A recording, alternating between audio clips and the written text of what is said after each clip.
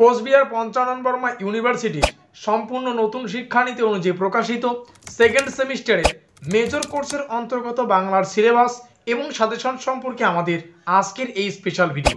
কাজেই আজকের এই ভিডিওটি কিন্তু তোমাদের জন্য খুবই গুরুত্বপূর্ণ হতে চলেছে। এছাড়াও সিলেবাসের অন্তর্গত কোন কোন বিষয়গুলি কিভাবে পড়বে প্রত্যেকটা তথ্য আজকের এই ভিডিওটিতে জানতে পারবে। তো ভিডিওটি শুরু করার আগে তোমাদের কাছে রিকোয়েস্ট, দেখো আমরা এই চ্যানেল মারফত বিভিন্ন স্টাডি সংক্রান্ত নিউজ, স্কলারশিপ সংক্রান্ত আপডেট, এমনকি সাজেশন প্রদান করে থাকি।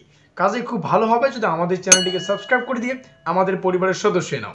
আর দেখো ভিডিওর নিচে যে কমেন্ট বক্সটি রয়েছে তা কিন্তু সকলের জন্য খোলা। তো তোমরা কমেন্টে এটা জানাতে ভুলো না আজকের এই ভিডিওটি তোমরা কোন কোন কলেজ থেকে ওয়াচ করছো। তো যাই হোক, শুরু করছি আমাদের আজকের এই স্পেশাল ভিডিওটি। তো ঠিক যেমনটা আমরা আলোচনা করলাম, কোচবিহার পঞ্চানন বর্মা ইউনিভার্সিটির বিএ সেকেন্ড সেমিস্টারের মেজর কোর্সের অন্তর্গত বাংলার সিলেবাস এবং সাজেশন সম্পর্কে আমাদের আজকের এই স্পেশাল ভিডিও। কাজেই আজকের এই ভিডিওটি কিন্তু তোমাদের জন্য খুবই গুরুত্বপূর্ণ হতে চলেছে। তো দেখো আমাদের ধার্য সিলেবাস কিন্তু আমাদের সামনে। সিলেবাসের প্রথমেই যে মূল বিষয়টি ভালো করে বুঝতে হবে, এখানে সিলেবাসের অন্তর্গত প্রথমে লেখা রয়েছে দ্বিতীয় অর্ধবর্ষ, যার কথার অর্থ হচ্ছে সেকেন্ড সেমিস্টার। কথা ক্লিয়ার? তো এই সেকেন্ড সেমিস্টারের যে ধার্য সিলেবাস, তার টাইটেল অর্থাৎ শিরোনাম হচ্ছে মেজর কোর্সের যে টাইটেল সেটা হচ্ছে বাংলা সাহিত্যের ইতিহাস আধুনিক যুগ। একটু যদি আমরা স্মৃতিচারণ করে নিই, আমাদের যে ফার্স্ট সেমিস্টার ছিল সেই ফার্স্ট সেমিস্টারের যে সম্পূর্ণ সিলেবাস সেটা কিন্তু ছিল বাংলা সাহিত্যের ইতিহাস প্রাচীন ও মধ্যযুগ। আর আমাদের এখানে অর্থাৎ এই সেকেন্ড সেমিস্টারে এসে কিন্তু পড়তে হচ্ছে বাংলা সাহিত্যের ইতিহাসের আধুনিক যুগ সম্পর্কে। কথা ক্লিয়ার? তো আমরা এই আমাদের যে পাঠ্যসূচি, এই পাঠ্যসূচির একটু উদ্দেশ্যটা একটু আলোকপাত করে নেব।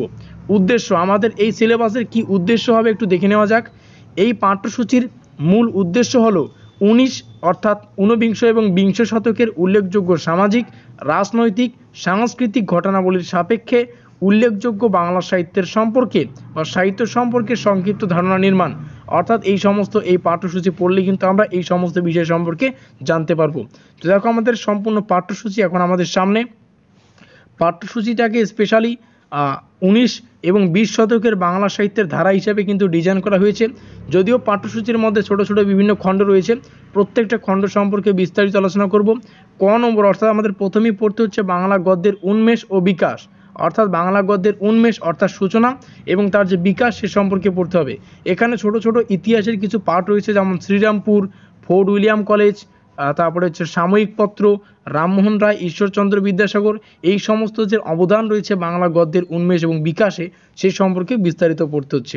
খ নম্বরে আমরা চলে যাব, যেখানে সাহিত্যের বঙ্গভঙ্গ, দেশভাগ, স্বাধীনতা পরবর্তী রাজনৈতিক সামাজিক প্রসঙ্গ, যেখানে আমরা বিভিন্ন আন্দোলন পাবো, যেমন তেভাগা আন্দোলন, নকশাল আন্দোলন, এই সমস্ত আন্দোলন সম্পর্কে পড়তে হবে। সাহিত্য সংস্কৃতি আন্দোলন, যেটা গণনাট্য নামেও পরিচিত, হাংরি, এই সমস্ত বিষয়। তো দেখো আমাদের সম্পূর্ণ সিলেবাস তার বিষয়ে ডিসকাস করছি আজকের এই ভিডিওটিতে। পরবর্তীতে কিন্তু আমাদের সাজেশনমূলক ক্লাসে আমরা এই সিলেবাসের উপর ভিত্তি করে কোন কোন প্রশ্নাবলী পড়তে হবে সেই প্রশ্নগুলি এবং তার উত্তর সম্পর্কে আমাদের সাজেশনমূলক ক্লাসগুলি কিন্তু আমরা কন্টিনিউ করব। তো এই সমস্ত বিষয় কিন্তু বুঝতে হবে।